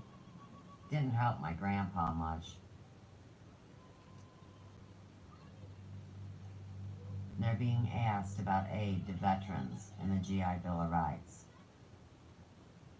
Very important. Let's see, veterans of this war now can do these things with government help. They can buy or repair a home, buy and stock up a farm, start a new business, get a high school or college education, draw special unemployment benefits if unable to find work, and be assured of free and adequate hospitalization. They must have took the GI Bill of Rights and modified it into what we call health insurance these days, and all these government programs. Well, right, because we're no more than chattel, slaves, in a war machine, getting promised baubles. I get it. Alright. More than 1 million veterans of the present war become entitled to these benefits upon signature by the President of the so-called GI Bill of Rights. Ooh. An establishment of machinery to make effective the benefits of this new law. Benefits extend to men and women of the armed service who have other than dishonorable discharges and who have served 90 days since September 13th, 1940, or less than 90 days if they have service-connected disabilities.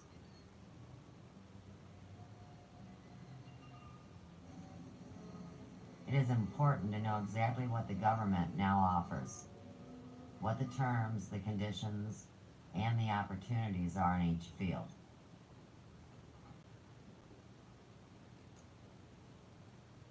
This is all GI Bill of Rights.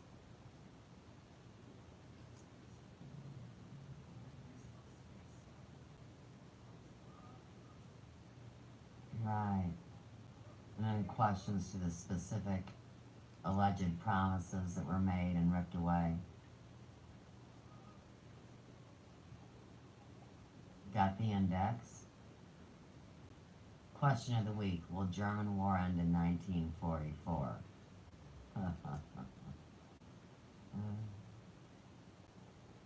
We have the board of directors here. This is the United States Weekly. 80th title, Register U.S. Patent off. Wait, all is silent and dead, murderer? Well, yeah, I know. Marie, what's that red cord around your neck? Did you hang yourself? We got doorknobs and ties for that these days, Marie. The story never ends. You earned the red necklace and the earrings with your sins. Right, she did red for a pair of earrings, and then she got a necklace later. Why does your black hair look so wild? Murderer. Ugh. Alright. I'm gonna read this now. Oh, they'll come in search of you. The knife will betray you. Yes. There it is. We better hide it. Alright. Published weekly at Washington, D.C. editorial and executive offices. The United States News Building, 22nd and M Streets, Northwest, Washington, 7. DC subscription rates, delivered prepaid. $4 for 1 year, 6 for 2 years, 8 for 3 years. Canadians add $1 to your postage for each year additional. Entered as second-class matter at the post office. Washington, D.C. Entire contents of this publication copyrighted 1944 by United States New Publishing Corporation.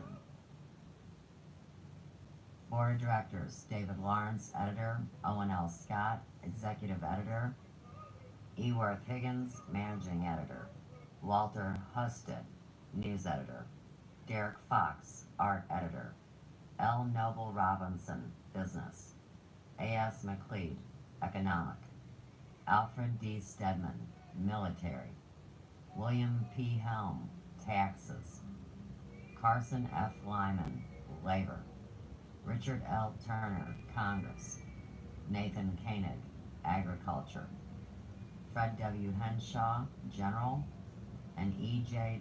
Dreschel, Latin America. The national editors are Fred A. Emery, W. H. Reibold, F. M. Harmon, M. L. Ramsey, D. L. Mullen. And they did research as editors. In the business department, we have George W. Bryan, the publisher, Anthony R. Gould, business manager, W. W. Spurgeon, circulation manager.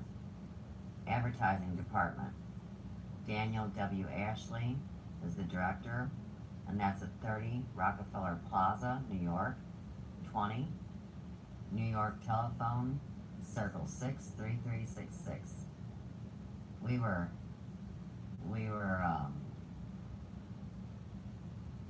come on, dadgummit, UN 7867. Okay. The production office is in Ohio, and the telephone is Adams 9127. All communications relating to news or editorial matters or subscriptions should be addressed to the executive office, which is at 2201 M Street, NW, Washington 7, DC. Tel, District 2900. A lot of information, a lot of different locations. D-Day Victory. Saw that. And this was nice, this souvenir issue. And of course I have all these laminated. This says, to the mothers of Custer men. This victory issue of the Custer Combat Tier marks a double anniversary for the 85th Custer Division. 3 years ago, our division was activated. 1 year ago, we pushed off in our first offensive action. Mother's Day this year finds us victorious in Italy and victorious all over Europe. Your sons have taken a great forward step on the road to final peace and home. It is our desire that you consider this victory anniversary issue of our division paper as having been composed especially for you. That's some big propaganda mind control there.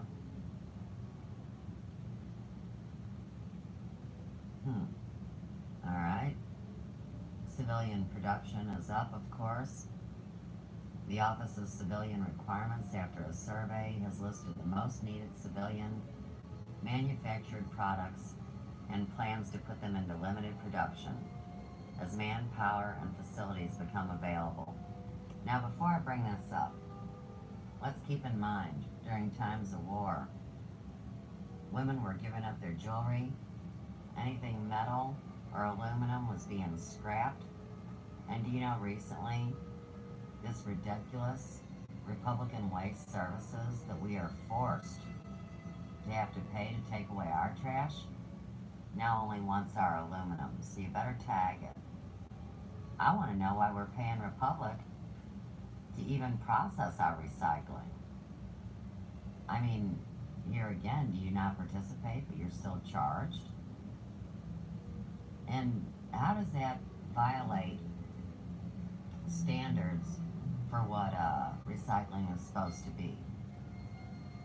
And these are the people cleaning up the landfill, and you guys don't think that it's an issue. See, always bothers me.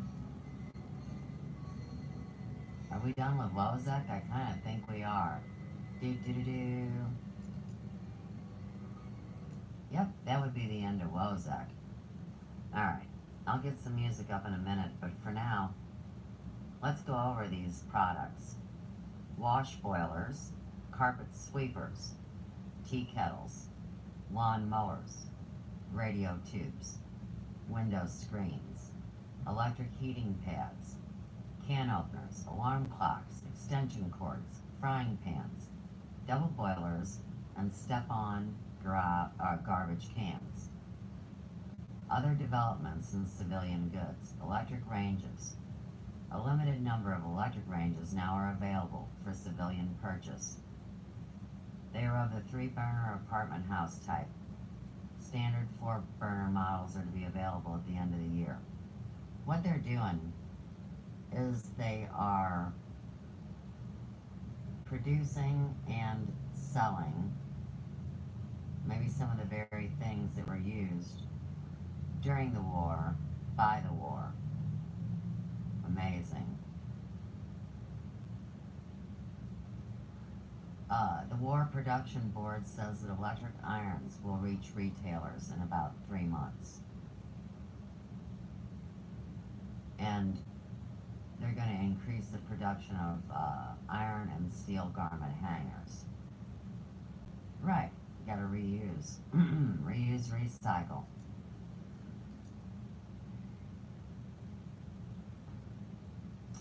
Shoes.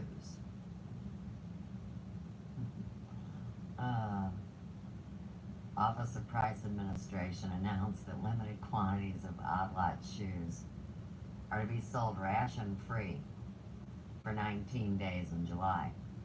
Included are men's and women's shoes of all sizes, youth and boys' shoes in sizes 1 to 6.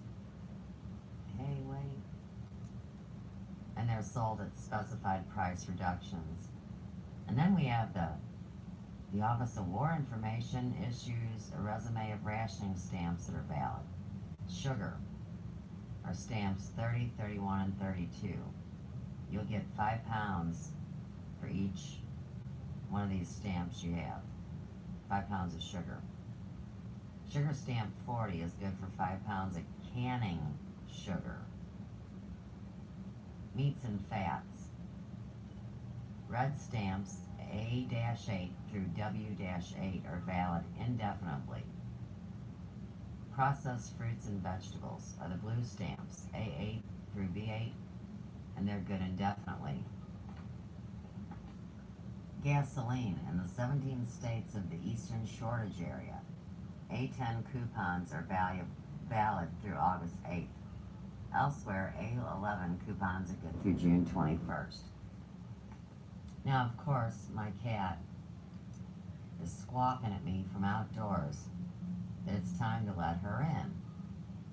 I'm coming, Dinkus. I know. Hang on. They don't really realize about shows, do they?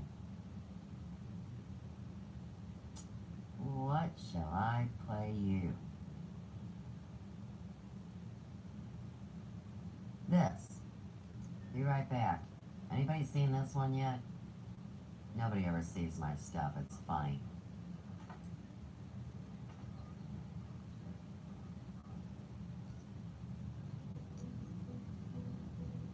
Of course, this is Fair Use Act, 1976. This is definitely used for investigative journalism, criticism, scholarship, research, news reporting, teaching, and I do want to mention too, it's not Elvis you're going to be hearing, it's Adam. So, for anybody that wants to hold this up against what they believe is Elvis, use that as an educational piece too, to show you subtle differences. And I think you'll be great. I think you'll have it all figured out. At least I hope you will. That's my sincere hope. Alright, let's roll this. Let's roll this song and dance. You're gonna love it. Intermission. Where's my volume?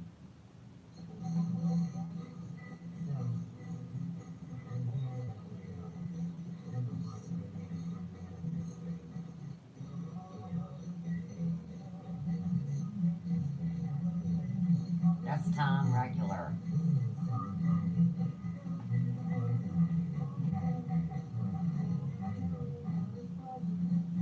Now these pictures were shown to me during the pregame show of last year's Super Bowl. It's like meteors photoshopped onto him. You know, recently one of those football dudes was found no longer breathing.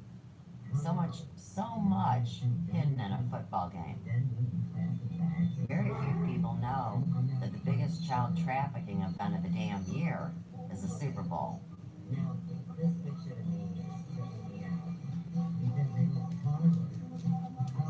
You ask me why I don't vote.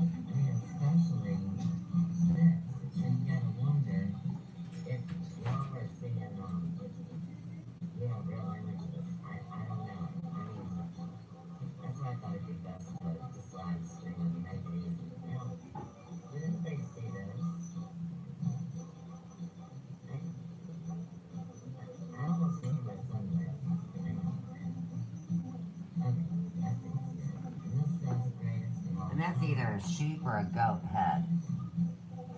Put it right on him.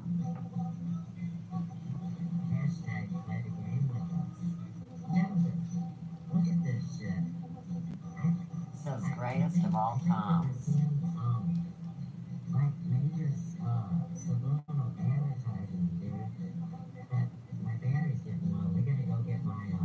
Somebody passed right into me. It wasn't.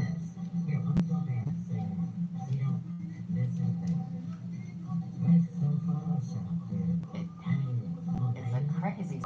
And how many more of these stupid money-making rituals are we gonna have to endure? There's Tom and Cat with Jerry. And all of a sudden the hot dog was attacking a bun and with his little white gloves so nobody sees what happens.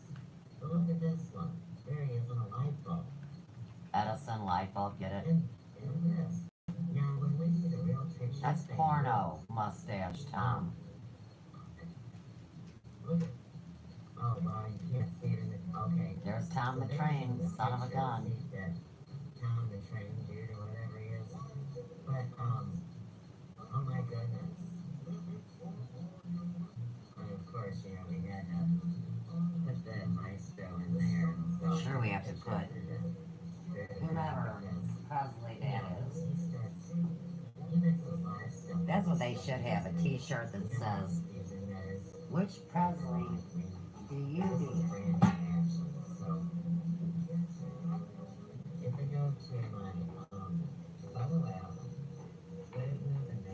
Right, you can find those in an album called 420 Blessings, along with tons of screenshots that show you who's who in the wonderful world of electronic media. Fortunately, I see a whole lot of other people now using screenshots to document their evidence. Funny how somebody like me could start something like that and poof. That's when I started seeing the glitches and things when I was looking through the camera. So this is my little preview. game show. And of course, spread the word. Oh, spread the word. Nobody ever hears, Suze. You can try all day long. You're shadow banned, exiled, blacklisted. I mean, it goes on and on. Okay. Let's get back to it.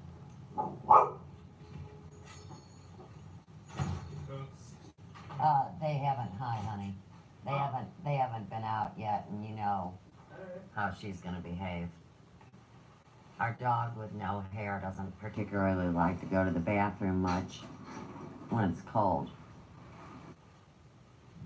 Now, amazing. The prices are rising slightly. Yeah, war's good for business, right. Gasoline. The Petroleum Administration for War reported that it was increasingly apparent that there would be no surplus of petroleum products for civilians so long as the war lasts. To keep planes in operation in Europe, PAW said, P-A-W, it was necessary to have a 3-month supply of high-octane gasoline on hand and a 2-month supply en route at all times.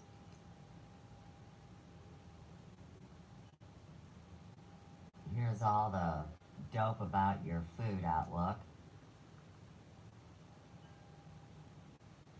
Lend lease. Food deliveries. Oh, Lord. Kind of like now, we buy fruits and vegetables from halfway across the world. They claim to be organic. Coming out of China, that get busted that are no such thing. And Monsanto already made its way around the globe before people said we don't want it anymore. It doesn't just go away.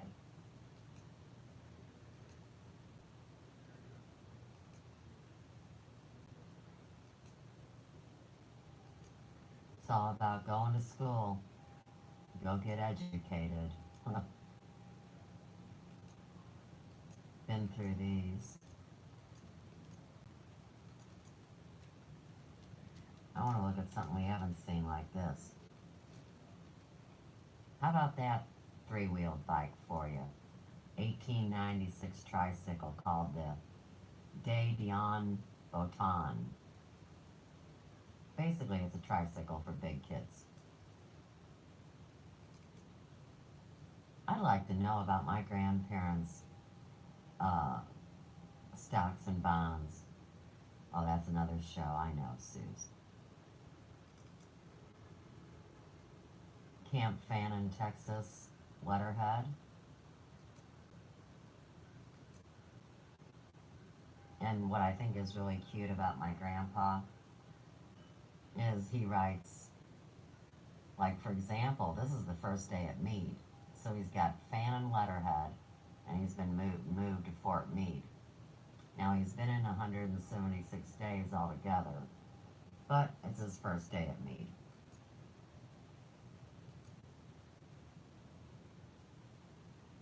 Redeployment training area. Yeah, these maps are a big deal. Here's your roadways. Shows where the 85th Division camp was. Close up. Are you serious? Now, why wouldn't I be able to get back to those pictures? Isn't that something? I'd like to get back to it. We'll go to family. Now look, now I can't get to any of my pictures. So here again, somebody's pissing in my damn Cheerios. I can't touch none of my pictures? What kind of horse shit is that? No, Suze. You're not allowed to see your own pictures on your own computer. Not your shorthand, not your family, not anything more about the war. Oh! Just trying to catch up. I see. Or did I have to speak it out loud? Let's go back to family pictures, if that's okay, with this computer. And boy, do I have a lot of pictures. I don't know if I mentioned to anybody, the reason I did this is because if anything happened to me, I wanted this information to be made public. This was over about a year and a half ago now.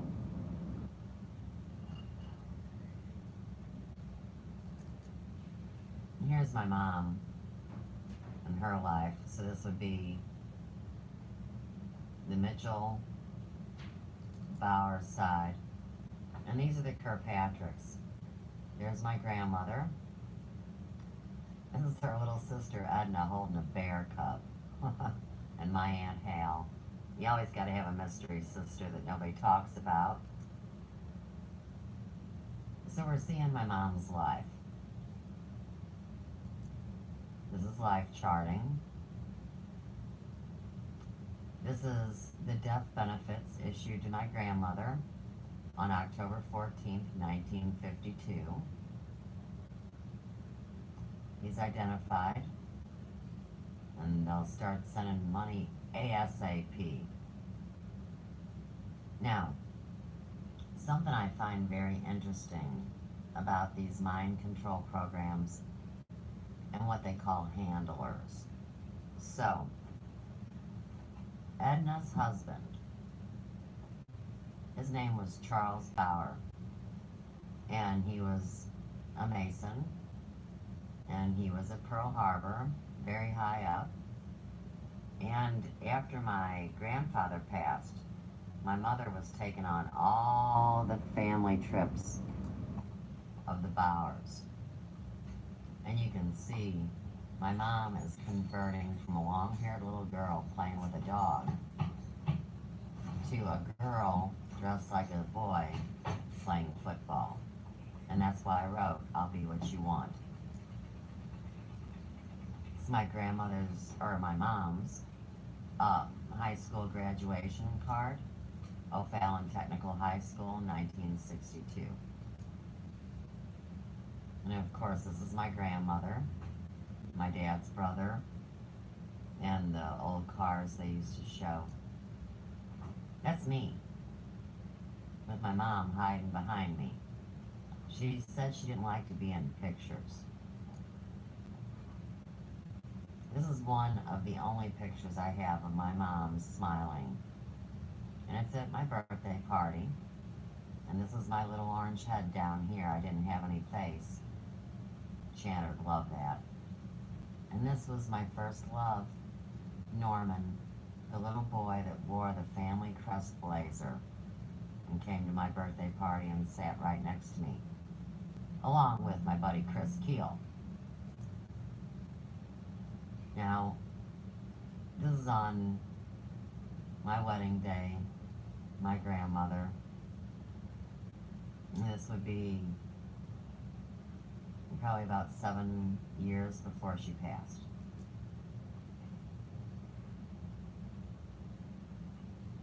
My grandfather says, more and more every day, honey, I'm realizing I am a father. That doesn't sound just like I mean it. What I really mean to say is more and more every day, I'm longing to get home and see what you or I can't even make up my mind, which from Barbara's pictures looked like when we were a year old. But I guess I have to settle for no less than a year and a half. In fact, recent Japan has been stepped up, which means that shipments home from Italy may be slowed down. But I know too that Charlie and the other millions in the Pacific want to get home too. Incidentally, has Charlie written any more about that furlough? If he can get one now, I think he'd have a better than average chance of remaining in the United States with his age and his kids. My grandmother is always saying that she's sorry for what she didn't get done, but she got so much done. And her husband doesn't get it either. He says he's the member of the family who has a right to feel apologetic. He said, I've wasted much time in my life before this, but the time I will have spent in the Army, when I do get out, will certainly go down in my book of memories as the most futile and wasted period of my life. You have done a really big job, and no one knows it better than I do. Being mother to Barbara has been enough to keep you from feeling that you've wasted your time. But filling in as her father, too, should remove any doubts, even your own. There's my mom with Edna and Charlie in their golden years. And you can see my poor mom like a little child, still traumatized. Now, this picture is a nightmare from hell for me. This is my mom, who worked, she ran the copy center at Emerson Electric. And they dared her to get a mohawk.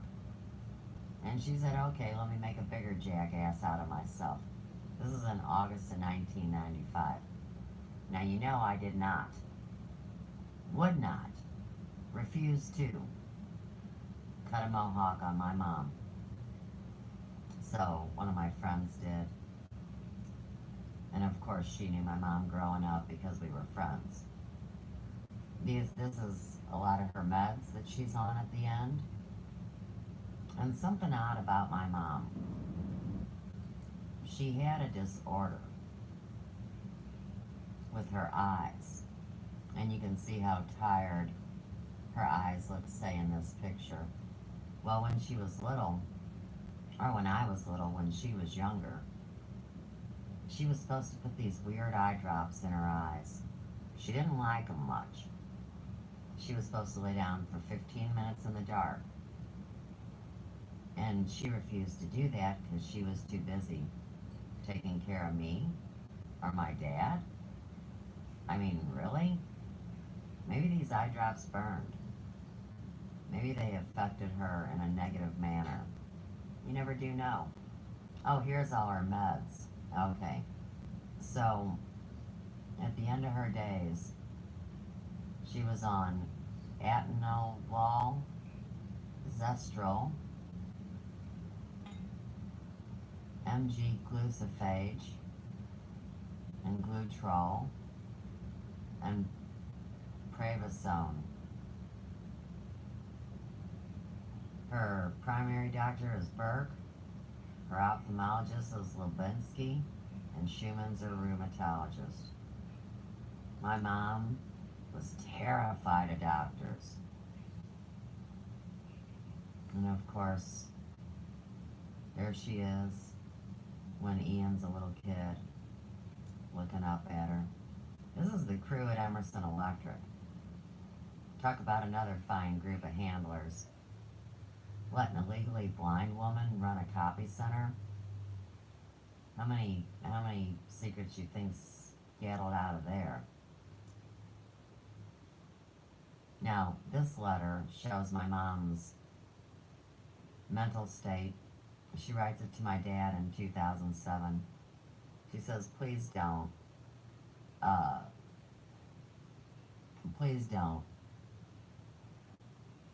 something me. It should be contact. Anymore, do not call me on the phone, thank you. This is not my mom's writing. I would say that's my brother's wife. That would be the address of the nursing home that was involved in her final days.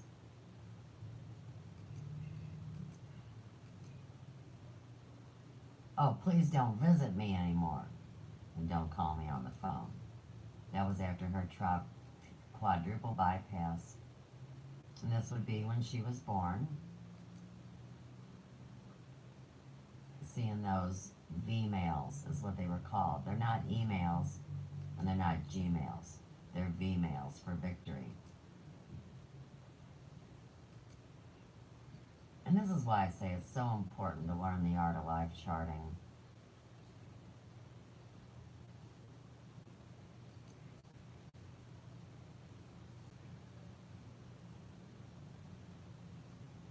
Right, they're letting him know that Hazel's fine.